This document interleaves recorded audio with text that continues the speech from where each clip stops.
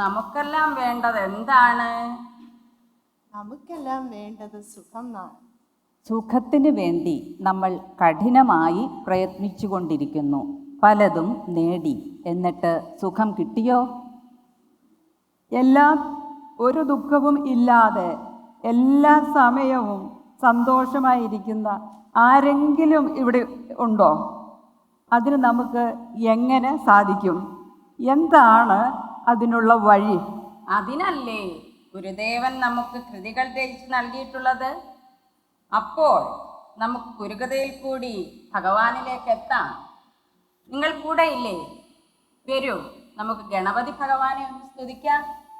ശിവപ്രേമപിണ്ഡം പരം സ്വർണവർണം ലസദന്തകണ്ഠം സദാനന്ദപൂർണം വിവർണപ്രഭാസ്യം ധൃതസ്വർണഭാണ്ഡം ചലച്ചാരുചുണ്ഡം ഭജേദന്തിതുണ്ഡം ഭജേ ഭീഷ്ടസന്തം ഭജേ ഭീഷ്ടസന്തം ഭജേ ഭീഷ്ടസന്തം ഭജേ ഭീഷ്ടസന്തം ഭജേ ഭീഷ്ടസന്തം ഭജേ ഭീഷ്ടസന്തം ജടാഹീന്ദ്രകുന്ദം ഭജേ ഭീഷ്ടസന്തം. ജീവിതത്തിൽ നമുക്ക് ശാശ്വതമായ സന്തോഷം ലഭിക്കുന്നില്ല. സംസാരക്കടലിൽ വീണ് വലയുകയും ചെയ്യുന്നു. എങ്ങനെയാണ് നമ്മൾ സംസാരക്കടലിൽ വീണു പോകുന്നത് എന്ന് ജനനീ നവരത്ന മഞ്ജരിയിൽ പറയുന്നു. ഒന്നായ മാമതിയിൽ നിന്നായിരം ത്രിപുടി വന്നാശുതൻ മതി മറന്ന് അണ്ണാദിയിൽ പ്രിയമുയർന്നാടലാം കടലിൽ ഒന്നായി വീണു വലയും. ഈ ജഗത്തിൻ്റെ ആദി കാരണമായ മഹത്തായ അറിവാകുന്ന നിന്നിൽ നിന്നും ഈ ദൃശ്യപ്രപഞ്ചവും നാം എല്ലാം ഉണ്ടായി. എന്നാൽ നാം നമ്മുടെ യഥാർത്ഥ സ്വരൂപത്തെ മറന്ന് അന്നം മുതലായ സുഖവിഷയങ്ങൾ ദുഃഖത്തിൽ വീണു വലയുന്നു. ഇതൊക്കെ അനർത്ഥകരമാണെന്ന് ശിവപ്രസാദ പഞ്ചകത്തിലും പറയുന്നു. പൊരുളെണ്ണം ഉടമ്പോടോ മക്കൾ ഉയർത്തിരലെണ്ണം ഇതൊക്കെ അനർത്ഥകരം. ഇതിൽ നിന്നും മോചനം നേടാൻ വേണ്ടിയിട്ട് വിശാഖ ഷഷ്ടിയിലും പറയുന്നു. സാരാർത്ഥ തത്വ വഴി നേരായറിഞ്ഞമൃതപൂരാഗമത്തിനിഹ സംസാരാർണവാഹൊയ്ത ധരാർത്ഥപുത്രമയ കരാഗ്രഹം കഴിയണം. അതിന് തടസ്സമായി നിൽക്കുന്നത് സദാസമയവും പുറത്തേക്ക് പായുന്ന നമ്മുടെ ഇന്ദ്രിയങ്ങളാണ്. ഈ ഇന്ദ്രിയങ്ങളെ എങ്ങനെ ജയിക്കാം എന്ന് പറഞ്ഞു തരാനായി ഗുരു ഇന്ദ്രിയ വൈരാഗ്യം എന്ന കൃതി നമുക്കായി തന്നു. ബോധം കളഞ്ഞു പുറമേ ചുഴലും ചെവിക്കൊരാതങ്കമില്ല. പിന്നെ ആർക്കാണ് ആതങ്കമുള്ളത്? അടിയന്. അതുപോലെ കണ്ണിനെക്കുറിച്ച് ഗുരു പറയുന്നു, കാണുന്ന കണ്ണിനൊരു ദണ്ഡവുമില്ല, ത്വക്കിന് ദുഃഖം ഒരു നേരവുമില്ലതോർക്കിൽ, ദുഃഖം നമുക്കു തുടരുന്ന ദുരന്തം അയ്യോ. ശരീരത്തിലുള്ള ഇന്ദ്രിയങ്ങളാണ് നമ്മുടെ ദുഃഖത്തിനെല്ലാം കാരണം. പക്ഷേ ശരീരമോ? ഗാത്രം നിനക്കിൽ മലമൂത്രസ്ഥപാത്രം അപമിത്രം ക്ഷണക്ഷയെ ദൃഢം. ഈ പറയുന്നത് ശരീരം മലത്തിനും മൂത്രത്തിനും സ്ഥിതി ചെയ്യാനുള്ള പാത്രമാണെന്ന്. നിമിഷം കൊണ്ട് ഇല്ലാതായി തീരുന്നതാണ് ഇത് തീർച്ച. നാനാതരത്തിലുള്ള ഈ കാമകേളികളിൽപ്പെട്ട് ജീവിതം തുടർന്നു പോകുന്ന അവസ്ഥ ഇല്ലാതാക്കിത്തരണേ ഭഗവാനെ. ചലമിഴിമാരുടെ ചഞ്ചു കണ്ടു നിൽക്കും നില നിടിലത്തിരു നോക്കു വെച്ചറുത്ത്. അതുകൊണ്ട് നമുക്ക് യാത്രയുടെ ഗതി ഒന്ന് മാറ്റണം. കാമചിന്ത അകറ്റി വേഗം ഭഗവത് പാദഭക്തി തന്ന് അനുഗ്രഹിക്കണമെന്ന് നമുക്കെല്ലാവർക്കും പ്രാർത്ഥിക്കാം. പല പല ലീല തുടർന്നിടാതെ പാലിച്ച് അലിവോട് നിൻ പദ പങ്കജം തരേണം. ആ പാദഭക്തി ഉറച്ചു കിട്ടാൻ വേണ്ടി അഹം മമ, ഞാൻ എൻ്റേത് എന്ന ചിന്തയെ വേരോടെ പിഴുതുമാറ്റി ഉള്ളിൽ ഭഗവത് പാദഭക്തി നിറയ്ക്കണം. അതിനായി നമ്മൾക്ക് പ്രാർത്ഥിക്കാം. പിടിപെട്ടു പുരണ്ടു മറിഞ്ഞു പിണക്കുടിയിൽ കുടികൊണ്ട് ഗുണങ്ങളോടും കുടികൊണ്ട് കുടിക്കമരും കുടിനീർ അടിത്തട്ടിയകത്ത് നിറഞ്ഞിരി ശിവശങ്കര സർവശരണ്യ വിഭോ ഭവസങ്കടനാശന പാഹി ശിവ. കവിസന്തതി സന്തതവും തൊഴുമെൻ ഭവനാടകമാടുമരും പൊരുളേ. ഭവസങ്കടം നശിപ്പിക്കുന്നതിനായി ഇന്ദ്രിയങ്ങളെയെല്ലാം അരിഞ്ഞു കീഴ്മറിക്കൂ എന്ന ഗുരുവിൻ്റെ വാക്കുകൾ ശ്രദ്ധിക്കൂ. കിളികളെ അഞ്ചുമരിഞ്ഞു കീഴ്മറിക്കും വെളിവുരുവേന്തി അകം വിളങ്ങിടേണം. അതുമാത്രം പോരാ, കരുവിന് കണ്ണുകൾ അഞ്ചും ഉള്ളടക്കി തെരുതര വീണു വണങ്ങി ഓതിടേണം. ഇന്ദ്രിയങ്ങളിൽ വെച്ച് അപകടകാരി നാവാണ്. അതിന് പരിഹാരമായി ഗുരു ഇങ്ങനെ പറയുന്നു: നാവിന്നു നിന്റെ തിരുനാമമെടുത്തുരച്ച് മേവുന്നതിനെളുതിലൊന്നരുളിയിടണേ നീ. ഇന്ദ്രിയങ്ങളുടെ പുറകിലുള്ള ശക്തി മനസ്സാണ്. എന്നാലോ ഈ മനസ്സ് സദാ കുരങ്ങനെ പോലെ ചാടിക്കളിച്ചുകൊണ്ടിരിക്കുന്നു. മനസ്സിനെ എങ്ങനെ പാട്ടിലാക്കാം? കേൾക്കൂ ഗുരുവിൻ്റെ വാക്കുകൾ ഷൺമുഖ സ്തോത്രത്തിലൂടെ. കൊള്ളുമൻ മനമേ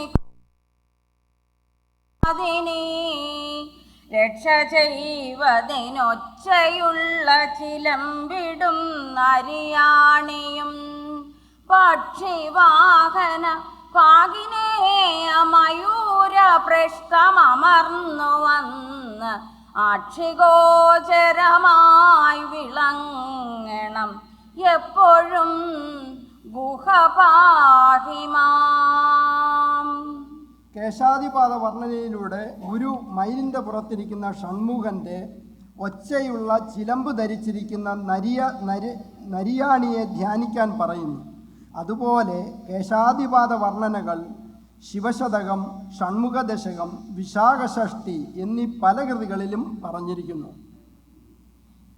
മണമലർ കൊയ്തു മഹേശ പൂജ ചെയ്യും മനുജനു മറ്റൊരു വേല ചെയ്തിടേണ്ട. ഈ സംസാര വാരാനിധിക്ക് അക്കരെ കയറാൻ ഈശ്വരനെ അഭയം പ്രാപിക്കാൻ ഗുരു ഉപദേശിക്കുന്നു.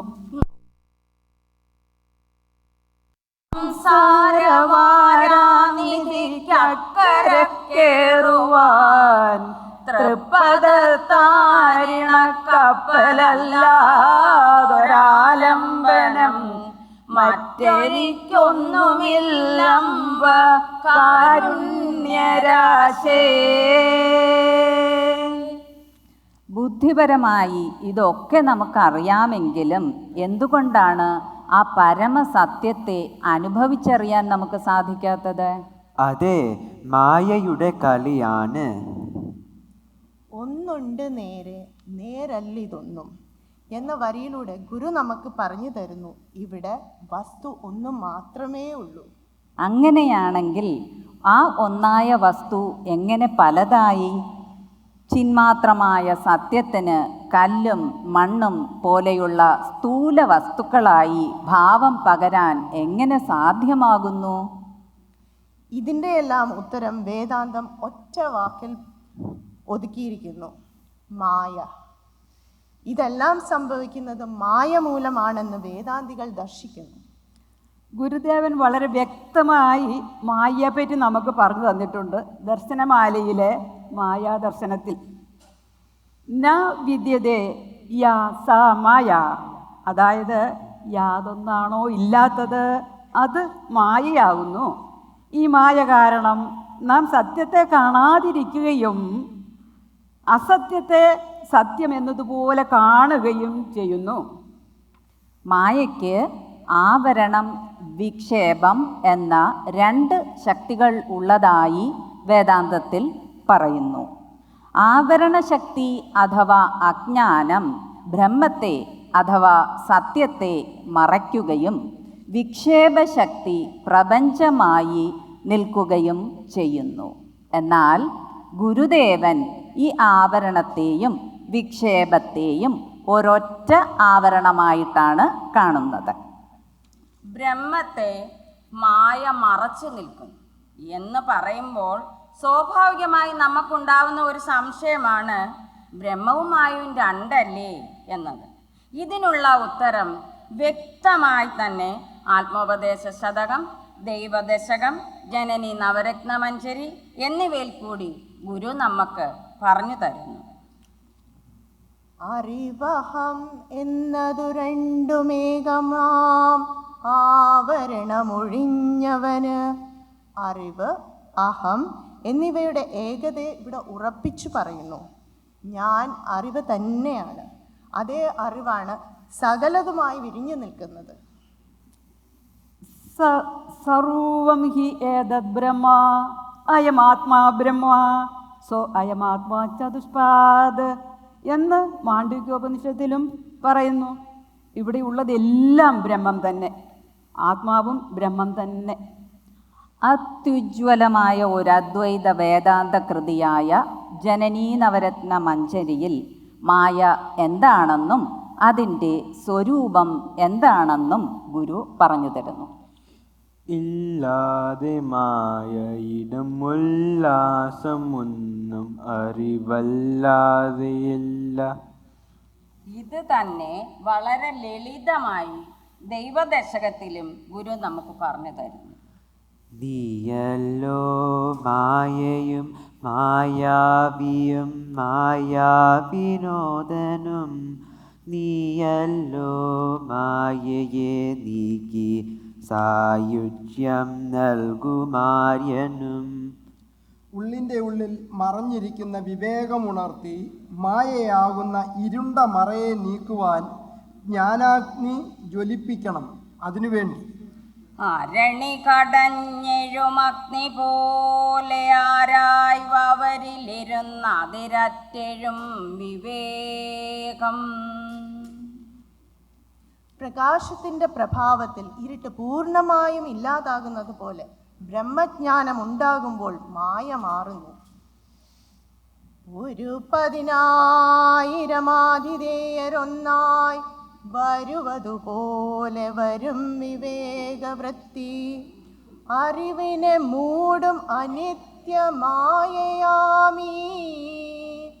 ഇരുളിനെ ഈർന്നെഴും ആദിസൂര്യനത്രേ. ഇരുണ്ട മറ മാറുന്നു, അതാ പ്രകാശം ദൃശ്യമാകുന്നു. 1,000,000 ദിവാകരരൊത്തുയരും പടി പാരൊടു നീരനലാദികളും കെടുമാറു കിളർന്നു വരുന്നൊരു നിൻവടിവെന്നുമിരുന്നു വിളങ്ങിടണം. നാമരൂപാത്മകമായ എല്ലാ പ്രപഞ്ച പ്രതിഭാസങ്ങളും അറിവായി മാറുന്നു. നിലമൊടു നീരതുപോലെ കാറ്റു തീയും വെളിയും അഹംകൃതി വിദ്യയും മനസ്സും അലകളും ആഴിയും എന്നു വേണ്ട എല്ലാ ഉലകും ഉയർന്ന് അറിവായി മാറിടുന്നു. വേദാന്ത ഭാഷയിൽ പറയുന്ന ബ്രഹ്മത്തെ തന്നെയാണ് അറിവ് എന്ന വാക്കിൽ കൂടി ഗുരു നമുക്ക് പരിചയപ്പെടുത്തുന്നത്. ആത്മോപദേശ ശതകത്തിൽ 58 പ്രാവശ്യവും അറിവ് എന്ന കൃതിയിൽ 70 പ്രാവശ്യവും ഈ വാക്ക് ഉപയോഗിച്ചിരിക്കുന്നു. അറിവെന്ന കൃതിയിൽ ഓരോ വരിയും അറിവെന്ന വാക്ക് വെച്ചാണ് തുടങ്ങുന്നത്. അറിയപ്പെടും ഇതു വേറല്ല, അറിവായിടും തിരഞ്ഞിടും നേരം, അറിവിതിലൊന്നായതുകൊണ്ട് അറിവല്ലാതെ എങ്ങുമില്ല വേറൊന്നും. ആത്മോപദേശ ശതകത്തിലും പറഞ്ഞിരിക്കുന്നു. അറിവിലുമേറി അറിഞ്ഞിടുന്നവൻ തൻ ഉരുവിലുമൊത്തു പുറത്തും ഉജ്ജ്വലിക്കും കരുവിന് കണ്ണുകളഞ്ചുമുള്ളടക്കി തെരുതെരെ വീണു വണങ്ങിയോതിടേണം. അറിവും അറിഞ്ഞിടും അർത്ഥവും പുമാൻ തൻ അറിവും ഒരാദിമഹസ്സു മാത്രമാകും. അറിവു നിജസ്ഥിതിയിങ്ങറിഞ്ഞിടാനായി ധരമുതലായ വിഭൂതി ആയി താനെ മറിയും അവസ്ഥയിലേറി മാറി വട്ടം തിരിയും അലാദ സമം തിരിഞ്ഞിടുന്നു. അറിവിന് ശക്തി അനന്തമുണ്ടിതെല്ലാം അരുതിയതാം സമ അന്യ എന്നിവണ്ണം. അറിവിലിരുന്നൊരഹന്ത ആദ്യമുണ്ടായി വരും ഇതിനോന്തൊരു ഇതന്തവാമയായും വരും. ഉപനിഷത്തുകൾ വിവരിക്കുന്നതായ ബ്രഹ്മവിദ്യ വളരെ ലളിതമായ ഭാഷയിൽ ഗുരുകൃതികളിൽ കൂടി പറഞ്ഞു തരുന്നു. ഇരുളിലിരുന്നറിയുന്നതാകുമാത്മാ അറിവതു താനധ നാമരൂപമായും കരണമോടിന്ദ്രിയ കർത്തൃകർമ്മമായും വരുവതു കാൺക മഹേന്ദ്രജാലമെല്ലാം. മായ ഉണ്ടാക്കി കാണിക്കുന്ന മഹേന്ദ്രജാലം മറച്ചിരിക്കുന്ന സത്യത്തെ അറിയാനുള്ള എളുപ്പ വഴി ധ്യാനമാണെന്ന് കാട്ടിത്തരുന്നു. ഇരമുതലായവ എന്നും ഇപ്രകാരം വരും ഇനിയും വരവറ്റ് നിൽപ്പതേകം അറിവ് അതു നാം അതു തന്നെ മറ്റുമെല്ലാവരും അതുതൻ വടിവാർന്നു നിന്നിടുന്നു. അറിവ് തന്നെ ഗുരുദേവരായും നമ്മളായും വിരിഞ്ഞു നിൽക്കുന്നു. കൃതികളിൽ കൂടി അറിവ് പകർന്നു തന്നതോടൊപ്പം ഗുരുവിൻ്റെ കർമ്മരംഗവും സജീവമായിരുന്നു. 1888 അരുവിപ്പുറത്ത് ശിവലിംഗ പ്രതിഷ്ഠ നടത്തി. തുടർന്ന് നിലവിലുള്ള തെറ്റായ ആരാധനാരീതികളെ മാറ്റിക്കൊണ്ട് കേരളം ഒട്ടുക്കും ജനഹിതമനുസരിച്ച് നിരവധി ക്ഷേത്രങ്ങൾ പണിതു. ശിവഗിരിയിലെ ശാരദാ പ്രതിഷ്ഠ ഇവയിൽ പ്രത്യേകം ശ്രദ്ധേയമാണ്. പ്രതിഷ്ഠയിൽ വിപ്ലവം സൃഷ്ടിച്ചുകൊണ്ട് ദീപപ്രതിഷ്ഠ കാരമുക്കിൽ നടത്തി. വെളിച്ചമുണ്ടാകട്ടെ, അറിവ് വരട്ടെ എന്നരുൾ ചെയ്യുകയും ചെയ്തു. 1927 ഉല്ലല ഓംകാരേശ്വര പ്രതിഷ്ഠയോടുകൂടി ക്ഷേത്ര പ്രതിഷ്ഠകൾ അവസാനിപ്പിച്ചു. ഇതിൽ നിന്ന് നമുക്ക് കാണാൻ സാധിക്കുന്നത് ഗുരു നമ്മെ സ്ഥൂലത്തിൽ നിന്നും സൂക്ഷ്മത്തിലേക്ക് നയിക്കുകയായിരുന്നു എന്നതാണ്. ഇങ്ങനെ നേടിയ അറിവ് നിത്യജീവിതത്തിൽ പ്രായോഗികമാക്കേണ്ടത് എങ്ങനെയെന്ന് നാരായണ സ്മൃതിയിലൂടെ പറഞ്ഞു തന്നു. കൂടാതെ പ്രബോധനാത്മക കൃതികളിലൂടെയും നരജന്മം സഫലമാക്കാനുള്ള മാർഗനിർദ്ദേശങ്ങൾ തന്നിരിക്കുന്നു. തൻ്റെ ഹൃദയത്തിലും കണ്ണിലും സദാ തെളിഞ്ഞു കണ്ടുകൊണ്ടിരുന്ന കാരുണ്യം നാം ഓരോരുത്തരിലും എപ്പോഴും ഉണ്ടാകണമെന്ന് ഗുരു ഓർമ്മപ്പെടുത്തുന്ന 2 ശ്ലോകങ്ങളാണ് അടുത്തത്. അരുളൻപ് അനുകമ്പ മൂന്നിനും പൊരുളൊന്നാനിതു ജീവതാരകം. നമുക്ക് അനുകമ്പ വന്നു കഴിഞ്ഞാൽ എങ്ങനെയാണ് സഹജീവികളെ കൊല്ലാനും ഭക്ഷിക്കാനും സാധിക്കുന്നത്? കൊല്ലുന്നതും എങ്ങനെ ജീവികളെ തെല്ലും കൃപയിട്ട് ഭുജിക്കേതും. നിത്യജീവിതത്തിൽ നാം പ്രായോഗികമാക്കേണ്ട മറ്റ് ചില കാര്യങ്ങൾ, ജീവിതം സുന്ദരമാക്കാനുള്ള ചില വഴികൾ ഇതാ. നല്ലതല്ലൊരുവൻ ചെയ്ത നല്ല കാര്യം മറപ്പത്, നല്ലതല്ലാത്തതുടനെ മറന്നിടുന്നതുത്തമം. അവനിവനെന്നറിയുന്നതൊക്കെയോർത്താൽ അവനിയല്ലാതിമമായൊരാത്മരൂപം. അവനവനാത്മസുഖത്തിനാചരിക്കുന്നവ അപരന്നു സുഖത്തിനായി വരേണം. അതോടൊപ്പം ധാർമ്മികമല്ലാത്ത പ്രവൃത്തിയുടെ പരിണതഫലം എന്താണെന്നും ഗുരു പറഞ്ഞു തരുന്നു. ഒരുവന് നല്ലതും അന്യന് അല്ലലും ചേർപ്പൊരു തൊഴിൽ ആത്മവിരോധി ഓർത്തിടേണം. പരന് പരം പരിതാപമേകിടുന്നോർ എരി നരകാബ്ധിയിൽ വീണെരിഞ്ഞിടുന്നു. അറിവ് എത്ര നേടിയാലും ദൈവാനുഗ്രഹം കൂടാതെ ഒന്നും സാധ്യമല്ല.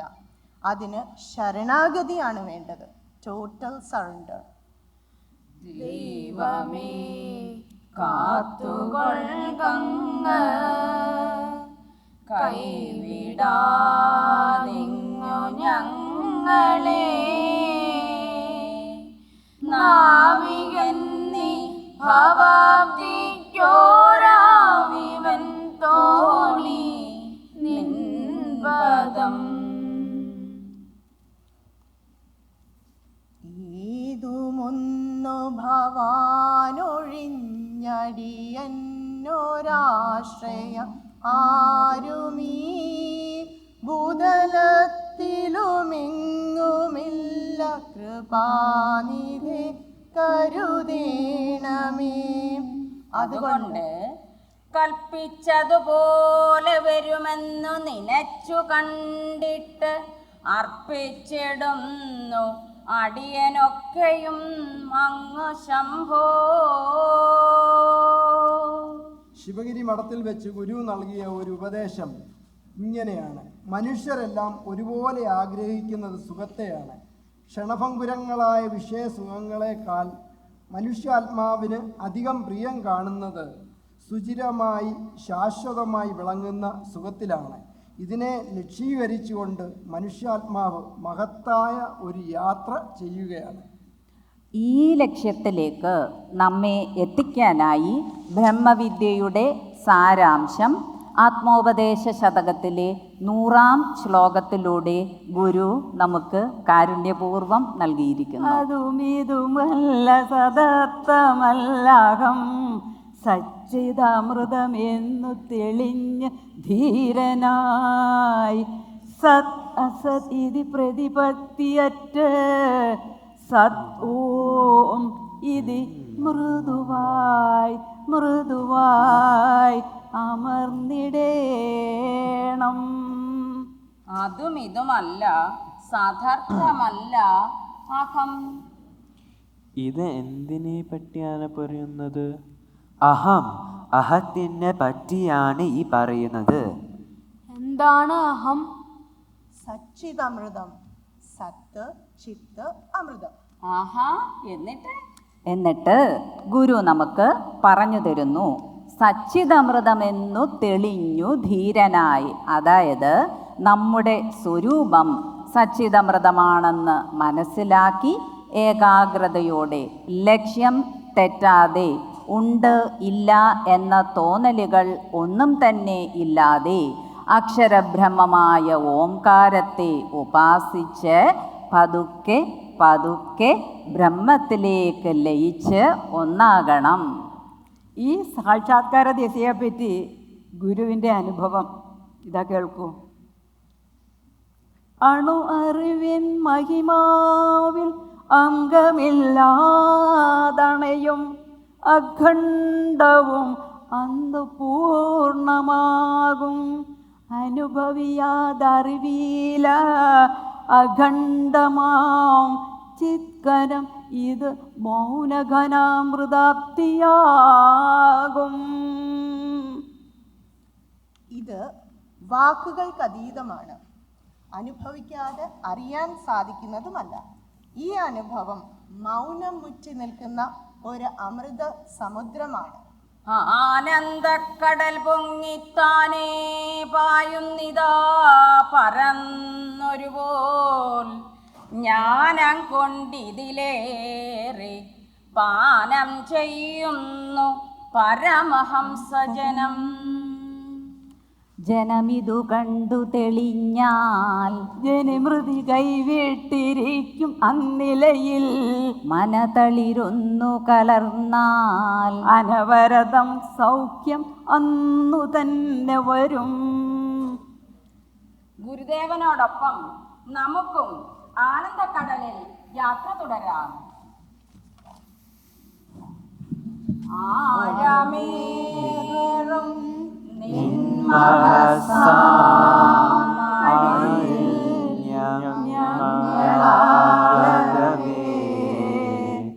ആഴണം വാഴണം നിത്യം വാഴണം വാഴണം സുഖം.